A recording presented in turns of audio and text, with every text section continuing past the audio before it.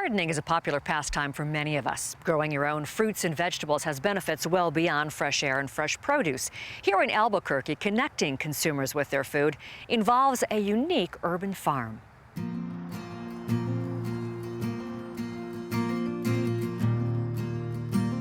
Oh my gosh, here's a perfect one.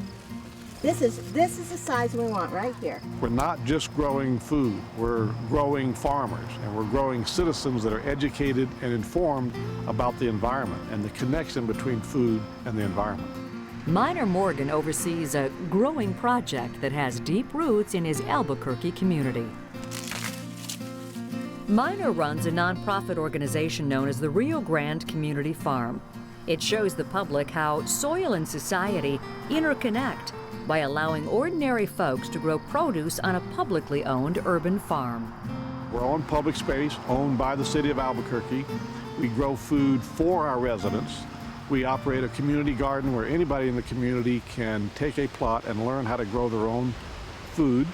We distribute the food to our citizens. We have education programs.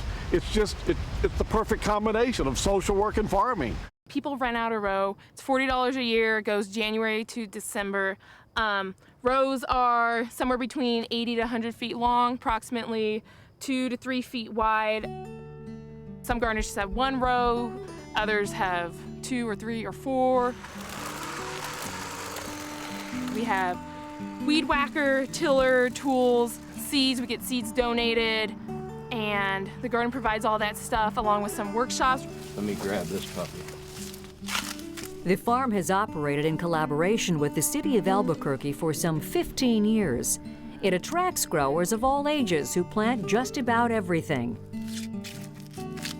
From corn, broccoli, and peppers, He's perfect, to okra, tomatoes, and a variety of herbs. The community garden is extremely popular. It's the longest running community garden in the city and the biggest as well. So that in and of itself shows that there's a demand for it and great response. It's a very unique opportunity for people who don't have the land to garden on this scale otherwise. So, and that community building is also a very unique part of it.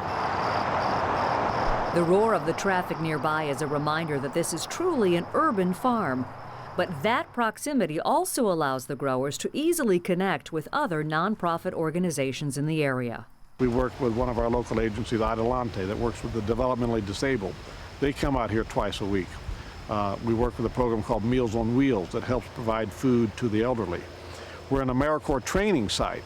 What that means is we have a cadre of 10 to 15 young folks that want to be farmers, and they come out here and spend a year learning how to farm.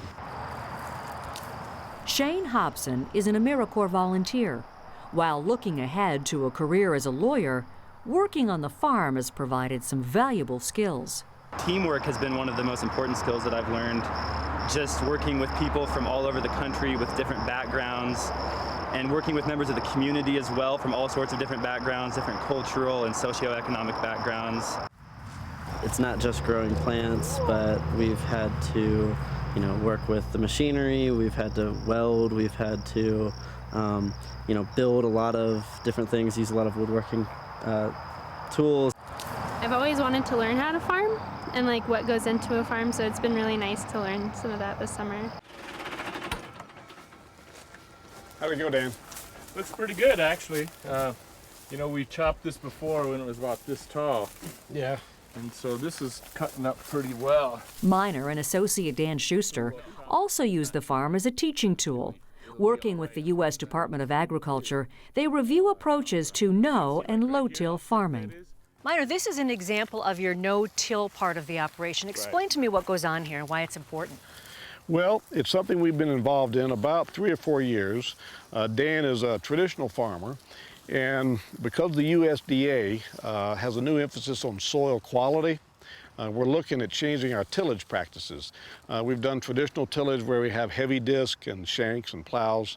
What they're finding is that kills the first 12 inches of soil, the biological activity. So the USDA now is looking at how do you grow crops by preserving the soil. And one of the things that they're finding is that if you can keep a residue on the surface, that the organisms in the soil come up and actually break down the material. You can see it's a mat on the surface.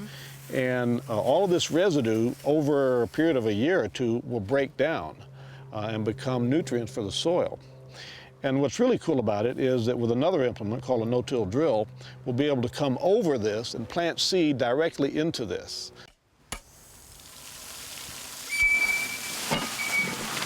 Irrigation, especially in dry areas like New Mexico, is another area of focus. We're modeling for farmers how to use water efficiently, using drip system, using surface water in a drip system, using flood irrigation with efficient methods like pipelines and laser levels.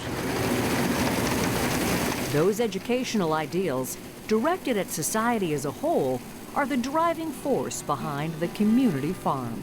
As we all know, resources are limited, and the more we can raise a population that understands the importance of conserving resources, the better we're going to be as a society and as a world. So for me, you know, we're out there saving the world. I mean, what problem do you got? I have an answer for you.